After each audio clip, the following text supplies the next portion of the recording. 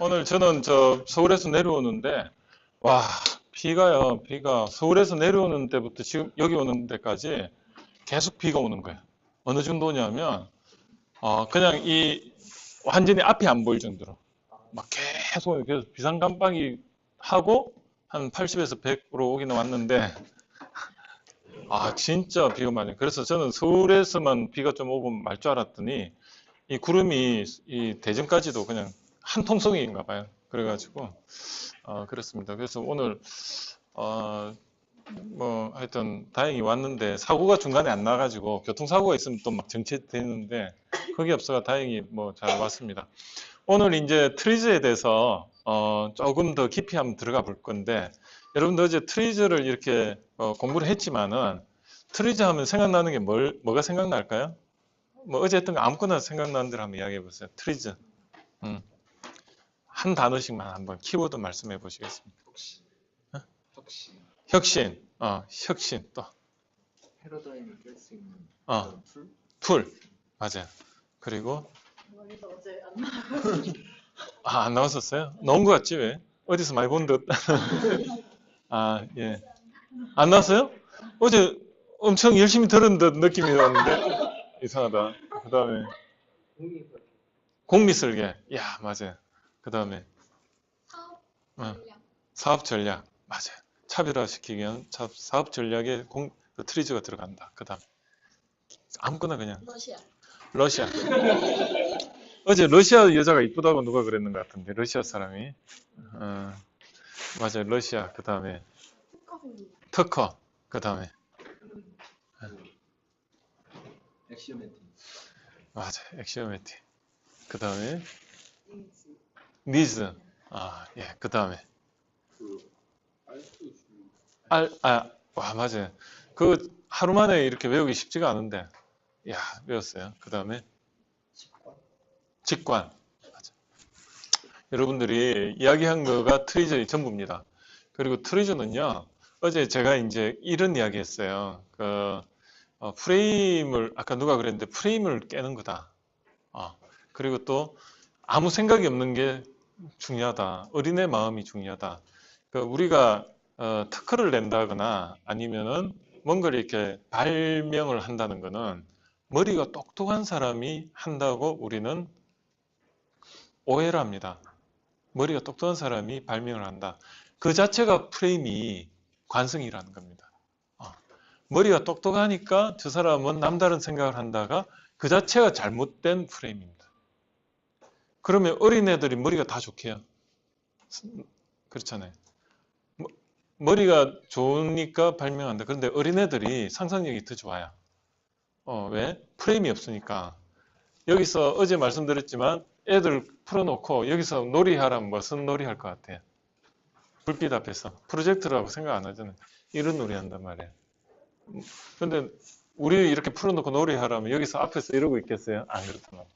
그 차이가 발상의 전환인데 이 아무 어떤 프레임에 갇혀지지 않는 어떤 거를 이제 제안을 할 수 있는 게 결국은 제일 중요하고 그러면 우리가 아무 생각 없이 어린애 같은 마음으로 갑자기 돌아가려면 힘들잖아요.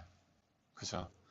힘들죠. 갑자기 어린애 같은 동심을 가져가라 하면 도 닦는 느낌일 거예요. 갑자기 내가 어떻게 마음을 비우고 내일 당장 숙제를 해야 되고 리포트 해야 되는데 아무 생각 없이 안 돼요. 그러니까 이제 알트 슐러라는 사람이 생각의 어떤 그 프레임, 생각의 그 순서를 아니면 생각의 그 힌트를 40가지를 힌트를 준 거예요. 힌트를. 그 힌트가 이제 40가지 원리인데 이 알트 슐러라는 사람이 그 당시에 소련의 20만 건의 특허를 자기가 다 읽어본 거예요. 근데 읽어볼 수 있었던 이유가 미국 특허면은 불가능했는데 그 러시아 특허는 그 사람들은 소유제가 아니다 보니까 특허가 하나의 그 논문같이 누군가의 자기를 이렇게 내보일 수 있는 하나의 그 수단이었습니다. 인정받는 하나의 그 논문 내면 우리가 그 어떤 인정을 받잖아요. 똑같아요. 그래서 어떻게 보면 특허를 많이 낸 사람은 그 명예가 높아지기 때문에 어떻게든 이렇게 직관적으로 볼 수 있게 잘 정리가 되어 있어요. 그러다 보니까 20만 건을 보다 보니까 어때요? 그래서 원리를 발견을 한 거예요. 1단계부터 5단계까지 이렇게 레벨이 있는데 5단계가 가장 높은 레벨이고 그 다음에 1단계는 누구나 조금만 생각하면 낼 수 있는데 이런 특허는 다 빼고 그 4단계, 그 밑에 4단계하고 3단계의 그 특허를 20만 건 중에 보니까 한 4만 건이 있는데 그걸 이렇게 딱 보니까 한 40개의 그 원리가 추출이 된 거예요. 추출하는 과정에서 어떻게 했냐면 특허를 전부 비슷한 유형의 그런 발명의 원리 특허를 40개를 나눈 거예요. 그리고 그 묶음이 특허 하나당 뭐 그런 비슷한 거를 이렇게 묶어보니까 그 안에서 집중적으로 연구를 해보니까 한 40개의 그런 비슷한 그런 어떤 원리가 묶음이 되더라는 거죠. 주류가. 그 중에 하나가 분할의 법칙. 뭐 시간 분할, 공간 분할, 그리고 전체와 부분을 분할시키는 이런 거죠. 전체적으로 보면 소프트웨어. 전체적으로 보면 소프트인데 이 구성을 하나를 보면 하드 이렇게 됩니다. 그러니까 이걸 보면 하드인데 전체적으로 소프트로 되어 있는 게 뭐죠? 자전거의 체인. 그런 거예요. 옛날에는 그 자전거 체인을 생각을 못 해냈는데 그것까지 생각해내는 게 또 기간이 엄청 오래 걸린 거예요. 처음에는 자전거의 그 벨트를 뭘 썼냐면 고무 벨트를 썼어요. 고무 벨트를 쓰다 보니까 고무 벨트는 어떻습니까? 부드러우면서도 플렉시블하면서도 힘을 전달해 주는데 거기에 어느 정도는 되는데 이 고무 벨트가 늘어나거나 그러면 헐렁해지니까 일단은 기능을 잘 못하고 두 번째는 그게 비쌌어요. 그 당시에 엄청 비싸가지고 그리고 지금 오토바이들 보면 체인 벨트 때문에 그 속도를 낼 수가 있는 겁니다. 한 뭐 3초 만에 100km까지 막 도달하고 그게 체인 때문에 그런 거거든요. 그래서 여러분들이 이러한 원리들이 한 40가지가 되는데 그걸 알면은 이제는 완전히 그냥 어린애 마음으로 안 돌아가도 40가지가 한 번에 이렇게 그 잣대가 내 머릿속에 딱 들어가 있으면 이렇게 딱 갖다 대면 바로 막 파파팍 나오는 거예요. 그게 득도하는 거죠. 그래서 여러분들한테 그런 연습을 좀 시킬 겁니다. 그런 거를 오늘부터 시작하는 겁니다. 그러면 이 트리즈를 왜 배워야 되느냐? 트리즈를 어제 말씀드렸듯이 비즈니스적으로도 쓸 수가 있고 아니면 우리가 논문을 제출하는데 논문의 첫 번째 조건 중에 하나가요. 신규성이에요. 신규성. 그래서 새로워야 돼. 논문이 조금이라도 새로워야 되는데 거기에 이런 트리즈가 들어간다는 거예요. 근데 남들은 그 트리즈라고 모르는 거지. 왜? 그냥 우리가 붙였으니까. 근데 그 원리 트리즈 40개 중에 뭔가가 하나 걸리더라. 아니면 여러분들이 어떤 학술대회 뭐 이렇게 여러분들이 이야기를 해요. 이야기를 하는 과정에서도 뭔가 새로운 이야기를 할 때 사람들이 주목을 받잖아요. 예를 들어 개그맨 같은 경우에 어때요? 맨날 새로운 의견을 이렇게 아이디어를 내야 되잖아요. 근데 그 친구들이 이런 트리즈를 알면은 고민 안 하겠죠. 저한테 와 트리즈를 배우고 나면 고민 안 해요. 왜? 40가지 원리를 가지고 보면 다 보이는 거야. 근데 그 웃음의 원리하고 접목을 시켜야 되겠지. 의외성의 그 원리 이런 걸 좀 접목을 시켜야 되는데, 그 개그 콘서트 이런 거 보면요. 결국은 뭐냐면, 우리가 가지고 있는 그 프레임을 비틀거나 깨버릴 때 사람들 웃음이 나오거든요. 당연히 이렇게 할 거라고 생각했는데, 우리의 그 생각의 관성을 이렇게 쫙 가게 만들어 놓고, 그 다음에 다른 걸 이렇게 하잖아요. 그죠? 이런 거예요. 뭐냐면, 요즘 내가 저 건강을 위해서는 단전을 합니다. 이러면 이제 단전을 한다. 이러면 우리는 단전 이것만 생각하잖아. 근데 알고 보니까 불을 빨리 끈다 이 뜻이야. 그죠? 그런 식으로 뭔가 프레임을 막 다른 관점에 보는. 그래서 여러분들이 트리즈를 안다는 거는 단지 어떤 기술적인 어떤 프레임을 안다는 게 아니고, 그냥 그 세상의 어떤 모든 원리를 다르게 볼 수 있는 눈을 가지는 그거를 딱 가지면 어때요? 여기 창조적 융합 인재 양성했는데 아마 여러분들은 충남대에서 아마 한 10년 후에는 다 그냥 뭐 학계로 가면 교수가 돼 있고 아니면 또 연구소 가면 전부 굉장히 인정받는 사람이 돼 있을 겁니다. 그 선두에 제가 있어요. 제가 이 트리즈를 20년 전이죠. 96년부터 해가지고 트리즈를 접하고 그래서 그 당시에 이제 제가 특허를 몇 건씩 내기 시작한 단계였는데 이 트리즈를 접하고 나서 세상이 그냥 다 특허로 보이는 거야. 특허로 보이니까 이거 뭐 가다가도 걸리면 전부 특허인 거야. 그럼 또 적고 한 건 적는데 그 당시에 특허 출원하면 5만 원 받았어요. 등록하면 5만 원. 그러면 제가 한 1000건 내면 그때 월급이 100만 원 안 됐거든요. 50만 원이니까 특허 50건 내는 게 월급보다 나았어요. 그래서 그걸로 공부도 하고 차도 사고 그 당시에 제가 스키를 타러 다녔으니까 스키를 타고 집차에 항상 스키를 밑에 넣어 다니면서 필 받으면요 저녁에 6시에 마치잖아요. 서울역에서 마치면 그 양지에 지산 리조트라고 있어요. 그 스키장이 있는데 양지 스키장 그런 데 가요. 그럼 한 1시간이면 가니까 거기서 스키를 탔어요. 그 당시에 그랬어요. 그게 다 그 특허 때문에 그래요. 그래서 여러분들이 이 트리즈는 그냥 하나의 그 보는 관점이고 어린애 마음으로서 볼 수 있는 툴을 정리했다. 그래 보시면 돼요. 디퍼런트다. 디퍼런트. 이 세상에서요 혁신도 디퍼런트고 모든 게 디퍼런트. 여러분들이 삶에 있어가 존재 가치는 디퍼런트입니다. 여러분의 얼굴이 같으면은 재미없잖아요. 여러분의 얼굴만큼이나 생각도 다르고 그게 우리나라의 앞으로 먹고 살 하나의 그 방향성입니다. 여러분들이 지금 만약에 전공이 뭐 하나 있다. 그거 가지고 먹고 살까? 획일적이잖아요. 그럼 거기에 뭔가 하나 더 붙었을 때 디퍼런트가 생기는 거예요. 어제 말씀드렸듯이 발명이란 결국은 뭘 하나 갖다 붙이는 거다.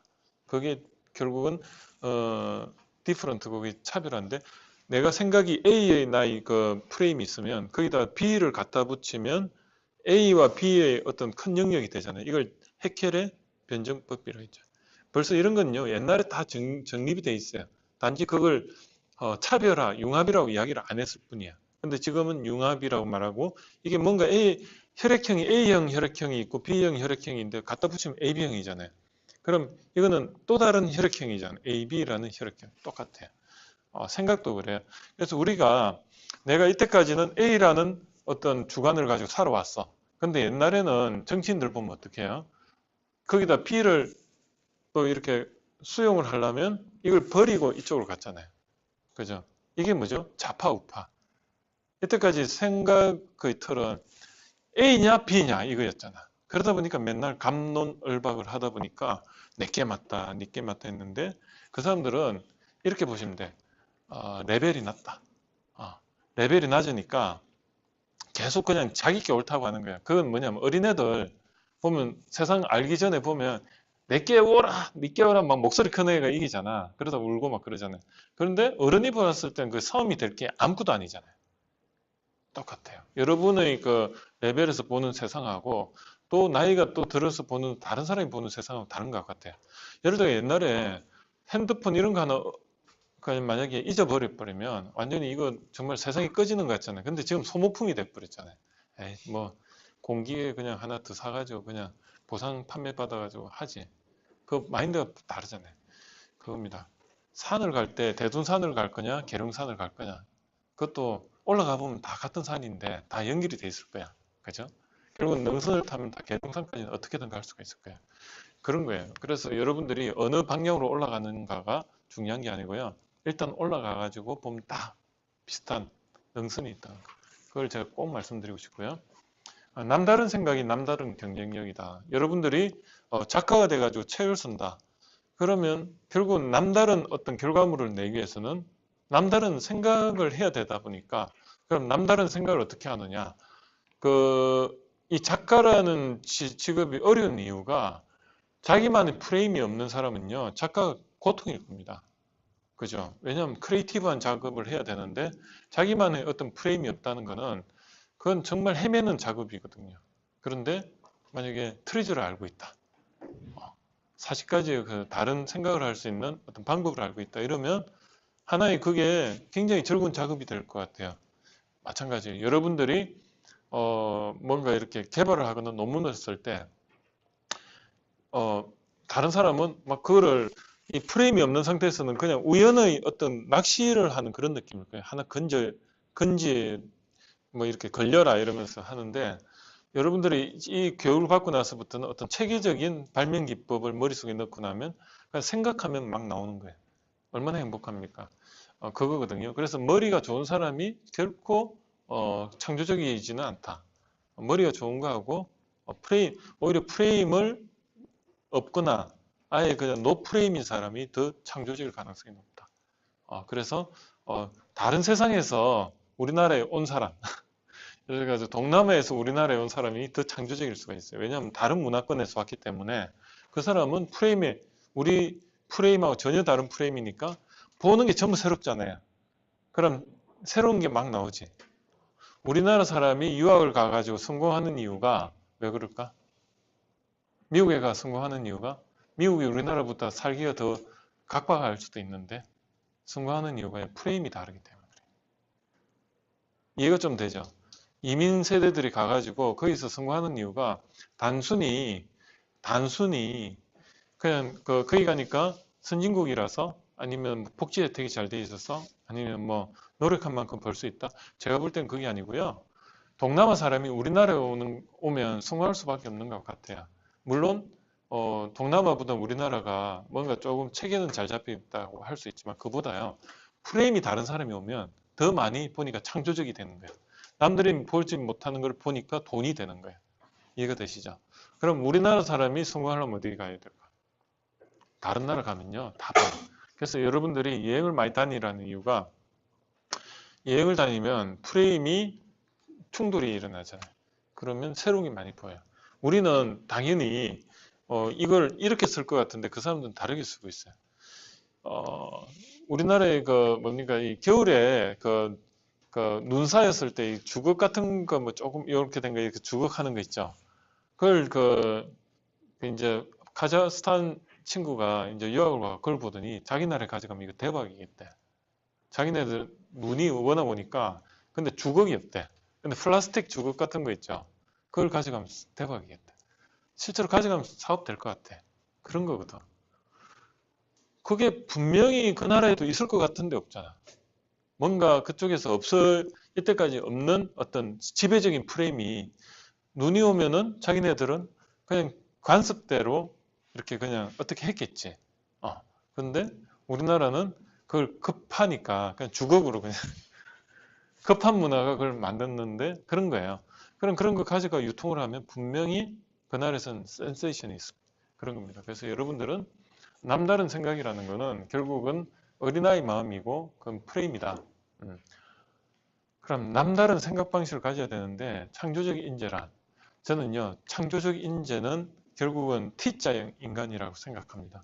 T자형 인간은 뭐냐면 내가 어린애 마음은 가지고 있는데 아무 노프레임을 가지고 있어. 그런데 솔루션이 없잖아. 솔루션. 뭐냐면 이 수평적으로 다양한 분야의 거를 알고 있는 상태에서 프레임이 없어야 돼. 역설적이게도. 어떤 의미인지 알죠? 이거야. 넓게 깊게. 그래서 제너리스트가 되면서 스페셜리스트가 돼야 되는데 스페셜리스트가 된다는 거는 한 분야에 대해서 정도는 한 분야가 아니고 요즘은 세 분야에서 전문가가 돼야 되고 그러면서도 다른 다양한 분야를 좀 많이 두루두루 아는 게 필요하고요. 어렵죠. 어려운데 그래서 우리가 수명이 연장됐다는 것은 그만큼 다양한 분야에 공부를 해볼 수 있는 기회가 늘어났다는 겁니다. 그건 행복한 거니까 한 37세까지는 아침 9시잖아요. 여러분들은 아마 한 3, 4세까지가 아침 9시예요. 그때까지는 결혼 안 하고요. 부모님 밑에 딱 붙어가지고 숟가락 하나 올려놓고 용돈 받으면서 살아야 된다니까. 부모님이야 답답하지. 근데 저같이 이렇게 좀 앞을 내다보는 사람 보면요. 그렇게 살아야 돼. 지금 언제 돈 벌어가 언제 집 사고 그래요. 그죠? 그러니까 그냥 현실적으로 그게 맞는 거예요. 그래서 실제로 맞는 거예요. 근데 부모 입장에서는 빨리 그러니까 70세에 돌아가신다는 그런 프레임으로 보면 26세에 빨리 애 놓고 해야지 60세에 손자를 받는 게 맞아. 그런데 그게 아니고 지금은 120세니까 부모님한테 그래요. 왜 부모님 나를 아침 9시까지는 책임지셔야죠. 그러니까 내보고 돈 벌어오라 하지 말고 나는 한 40대까지는 공부하겠다. 그게 맞는 겁니다. 그래서 이렇게 하시라. 그래서 이제 여러분들이 넓게 한다는 건 뭐냐면 결국은 경영학을 공부하는 거나 비슷한 것 같아요. 그래서 사람에 대해서도 더 많이 알고 그 다음에 기술에 대해서도 많이 알고 그러면서 어떤 그 경제, 재무에 대해서도 많이 알고 그 다음에 마케팅, 전략에 대해서도 능력을 알고 그리고 이제 한 분야에 대해서 뭐 그 외에 이제 기술 분야에 대해서 이제 조금 더 깊이 있게 남과 다른 한 두세 개는 해야 되는데 그게 보통 한 3년 걸리니까 한 10년은 공부해야 돼요. 근데 공부만 해서는 안 되고 지금은 직장을 다니면서 공부를 해야 돼요. 그래서 동시로. 그래서 남들은 직장만 다닐 때 사서 고생해야 돼요. 그게 사서 고생하는 게 역경이잖아요. 저는 이때까지 사서 고생인 것 같아요. 남들 그냥 편하게 갈 수 있는데 왜 굳이 직장 다니면서 공부한다고 맨날 그렇게 스트레스 받으면서 눈치 봐면서 그래서 한동안 그러더라고요. 교수님이 저보고 너는 부모님 없는 고학생이냐? 이러더라고요. 왜냐면 맨날 이렇게 직장을 다니면서 나는 풀타임이 아니고 파트타임으로 일반 대학원을 파트타임으로 다니니까 얼마나 힘들었어요. 회사에서는 인정을 안 해줘요. 일반 대학원은 그냥 특수대학원 저녁에 다니는 걸 인정하지 저같이 일반 대학원을 그거를 낮에 다니면서 직장을 다니니까 동시에 다니니까 경력상 인정이 안 되는 거지. 회사에서는 그냥 대졸로 되는 거예요. 대학원 졸이 아니고. 왜냐하면 그 시기에 직장도 다니면서 일반 대학원을 다녔으니까. 그렇죠. 그런데 지금 와서 인정을 못 받는다 생각하고 했지만 지금 다 인정받잖아요. 세상이 바뀐 거죠. 지금은요, 직장은 하나의 그 인턴 레지던트 과정이라고 보면 돼요. 그 의사하고 같아요. 의사가 병원에서 보면 학생이면서 의사잖아요. 뭐냐면 공부를 하면서 현장에서 실습을 하는 게 거의 의사잖아요. 인턴 레지던트를 여러분들 셀프로 만들어서 다녀야 됩니다. 그냥 공부만 이렇게 했으면 인정을 못 받습니다. 특히나 인문계통뿐만이 아니고 공학은 더 그렇고요. 그런 분들이 그 공학 쪽은 특히 공부만 해가지고는 안 되고요. 실제로 뭘 해도 자꾸 해가 느껴보고 그게 중요합니다. 그게 지혜고 경험이고요. 경력이고. 옛날에는 양자택일이었거든요. either A or B였는데 지금은 양단 불락 both A and B입니다. 욕심이 많은 세상이 A도 하고 B도 하고 그게 중요하고요. 그래서 옛날에는 이것이냐 저것이냐였는데 지금은 and입니다. 그래서 모든 게 융합이 돼야 됩니다. 융합이 된 사람은 아마 밥 굶는 경우는 없을 거예요. 그래서 여러분들은 융합을 하나의 화두로 한다. 그럼 삼성에서는 어떤 걸 요구하냐면 그겁니다. 나중에 봬요. 자, 그 T자인 인재가요. 삼성에 있어가지고 가장 순환의 인재라고 돼 있어요. 책을 보면 이건희 한번 쳐보세요. 이건희를 치면 전부 T자인 인재가 나와요. 제가 말하는 게 융합 인재가 결국은 삼성이 원하는 게 어때요? 크리에이티브한 사람이잖아요. 한 사람이 몇만 명을 먹여 살리는 빌 게이츠 같은 사람을 찾아라 이러는데 결국 그런 사람은요. 틀에 갇히지 않은 생각을 하는 사람인데 그런 사람이 되려면 어떻게 해야 되느냐. 그게 제일 화두입니다. 여기 보면 삼성이 원하는 인재상 무조건 T자형이에요. T자형. 포수형 인간이더라. 받아주는 인간이 되라. 무엇이든 프레임을 다 받아주고 인간미를 갖춰라. 뭐 이런 거고 참 어렵죠. T자형 인재란 그들은 멀티태스크다. 뭐 일의 개념을 안다. 시스템적으로 접근한다. 경험을 극대화하고 열린 시각으로 본다. 뛰어난 분석 능력을 가진 변화 관리자다. 풍부한 아이디어로 기술자. 이것만 봐가지고는 사실은 잘 모르겠잖아요. 그런데 한마디로 프레임을 갇혀있지 않은 사람. 한마디로 그게 중요하다. 무엇을 먹고 살 것인가. 여기도 연봉값 하는 T자형 다 핵심이 똑같아요. 여기서 T자형 이제. 그래서 여러분들이 앞으로 이제 트리즈에 대해서 이야기를 할 텐데 한번 볼게요. 여러분 창조하고 발견의 차이점 아세요? 창조. 그냥 아무 때나 생각하는 대로 말하시면 창조. 그 무에서 유가 창조하는 게 그게 창조고 발견은. 맞아요. 정확하게 알고 계시네. 그러면 우리 일상생활에서 창조라는 건 어떤 게 창조의 대상이 될까? 창조. 사람도 뭘 창조를 해요. 그래요. 신만이 창조하지 인간이 어떻게 창조를 하냐. 있는 걸 그냥 하지. 그런데 사람도 창조를 해요. 뭘 창조하냐면 비즈니스에서 보면 가치를 창조해요. 그죠? 그걸 우리는 밸류 체인이라고 해요. 가치가 조금씩 처음엔 없던 거를 누가 만들어 놓으면 거기다가 조금 뭘 붙여가지고 마진을 붙여서 밸류를 높이고 그걸 뭐냐면 큐레이팅이라고 해요. 그 미술에서 큐레이팅 하듯이 저도 기술을 가지고 이거를 어디에다 환경에다 갖다 놓으면 여기서는 예를 들어 그림을 화장실에 갖다 놓으면 이 명화라도 누구나 봐도 이게 진짜 명화인데도 불구하고 어때요? 그냥 진짜 몇만 원짜리를 보는데 그거를 어디 박물관 루브르 박물관 명화사에 갖다 놔서 그때는 뭐 나라와도 안 바꾼다 이런 말 떠들고 다니는 사람도 생길 거야. 그게 뭐냐면 인식의 차이인 거야. 사람에 의해서 인식의 차이에서 가치가 발생하는 거예요. 그럼 내가 가치를 부여할 수도 있고 어때요? 다른 사람 여러분들이 모두 동의를 하면 그건 가치가 생기는 거예요. 그거를 뭐라고 하죠? 돈이라고 하죠. 돈, 화폐. 화폐는요 우리가 창조를 한 거예요. 맞습니까? 사람이 창조한 거예요. 사람이. 금이라는 건 사실은 그 산속에 그냥 번뜩이는 하나의 노란 물질에 불과했는데 어때요? 그게 사람이 볼 때는 영원불멸한 거야. 왜? 녹이 안 슬지? 그러면서 희소성이 있으니까 어때요? 그거를 하나의 화폐 기준으로 삼았잖아요. 그게 금이거든. 근데 금은 어디에 씁니까? 전도성이 좋으니까 반도체에도 쓰고 그래서 가장 전도성이 좋은 게 금이거든. 그러면서 산화를 안 하고 그러니까 그게 사람들한테는 가장 가치 있는 물질로 여겨지는 거죠. 그러면 돈이라는 게 사실은 가치 창조가 된 거죠. 그래서 사람은 결국은 우리가 자본주의에서 가장 가치가 있는 거는 뭔가? 가치 척도가 돈이고요. 가장 가치가 있는 게 뭔가? 가장 가치가 있는 게. 여러분이 가장 밸류를 높이 생각하는 게 결국은 목적이 될 겁니다. 목적. 돈보다 더 가치가 있다.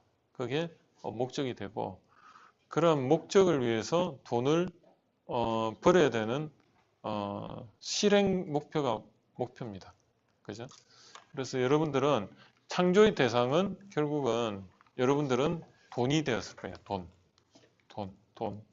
돈이라는 건 결국은 우리가 종이 쪽지에 불과한데 그걸 우리가 큐레이팅을 한 거지. 우리 사이에 이걸 하나의 프레임을 적용해. 이거는 어디 가서나 쓸 수 있는 통용되는 하나의 그 프레임을 갖다 준 거지. 그래서 이거를 갖다 주면 얼마에 바꿀 수 있다는 그런 기준을 우리가 공유를 했기 때문에 그 돈은 가치가 있는 거예요.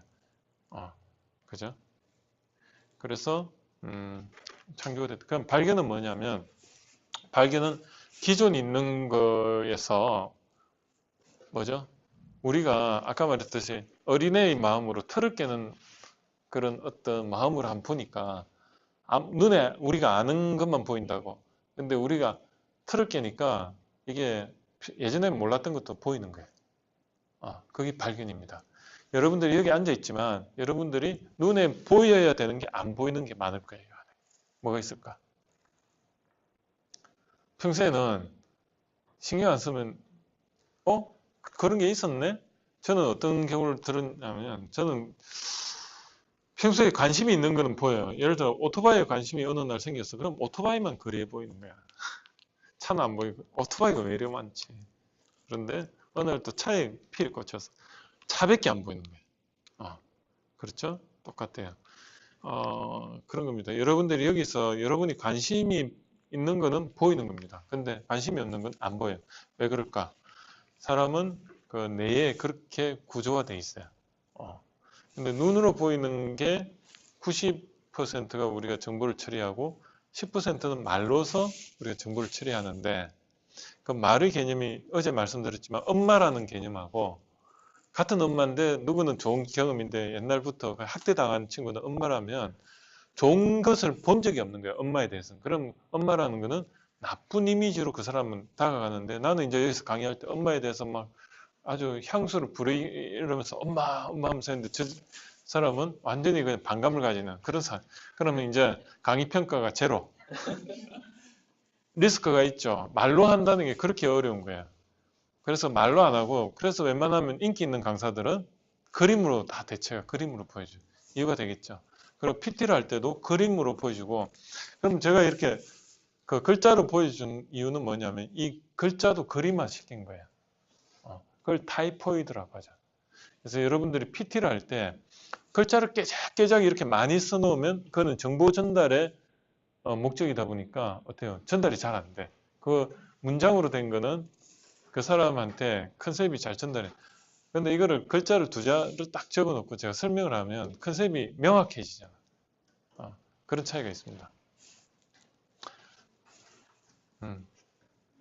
그러면 차별화가 디퍼런트고 어제 조금 말씀을 드렸지만 이 차별화가 정도의 차이가 있어요. 혁신이 있고요. 개선이 있어요. 어제 말씀드렸지만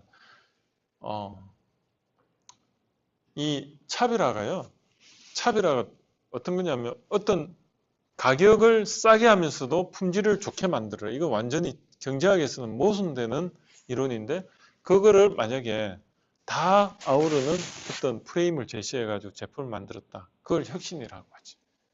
반면에 이런 프레임을 제시를 못해서 어린애 같은 마음으로 뭔가 미처 깨닫지 못하는 그런 프레임을 제시를 못하고 그러다 보니까 그러면 이제 타협을 하는 거야.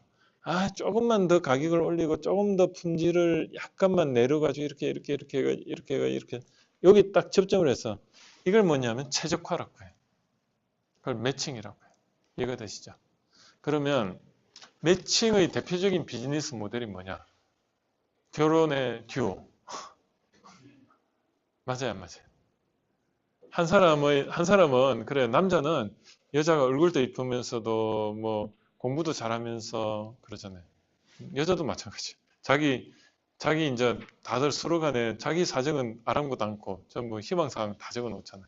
남자가 돈도 많고 빨리 죽었으면 좋겠고 돈 많고 빨리 죽고 뭐 그러잖아요, 그죠? 키 크고 뭐 하여튼 뭐 키 큰 게 왜 좋은지 모르겠어. 근데 프레임이 그런 거예요. 그러면 이제 이렇게 해서 그러면 이제 이 프로그램상으로 넣어가지고 매칭을 해가지고 최적의 그 어떤 접점을 찾아 그 두 사람을 만나게 해주면 성원율이 높아지죠. 소프트웨어적으로. 통계 분석이거든요. 듀오 그 프로그램이 통계 분석 프로그램 전문가가 만들었을 거예요. 분명히. 겁니다. 여러분들이 지금 비즈니스적으로 뭔가를 잘하는 기업들은 보면요. 전부 다 그런 통계 분석 프로그램을 공부를 했던 안 했던 그런 시스템을 조금이라도 차용을 해서 접점을 찾아내는 거예요. 그러면 모순을 해결하기 위해서는 생각이 유연해야 되는데 그 모순을 어떻게 찾아내느냐. 트리즈는요. 이겁니다. 옛날에는 이 임파서블이었어요. 안 돼요. 불가능. 근데 트리즈는요. 불가능을 가능이라는 의미로서 모순이라고 이야기를 하는 거예요. 이 프레임을 패러다임을 완전히 바꾼 거죠. 패러다임 시프트를. 그래서 impossible을 impossible. 여기 콤마 하나 찍었을 뿐인데 impossible. 그렇게 된 거죠. 그래서 프레임과 패러다임. 프레임은 말 그대로 우리가 생각이 여러 개 이런 걸 다 프레임이라 하는데 그 중에 내가 이 프레임과 프레임을 연결해주는 관통하는 프레임을 패러다임이라고 하는 거죠. 그러면 이 프레임이 뭐냐? 프레임은 차원의 조합입니다. 차원이 뭘까요? 차원. 차원이 다르네? 10분만 쉬고 할게요.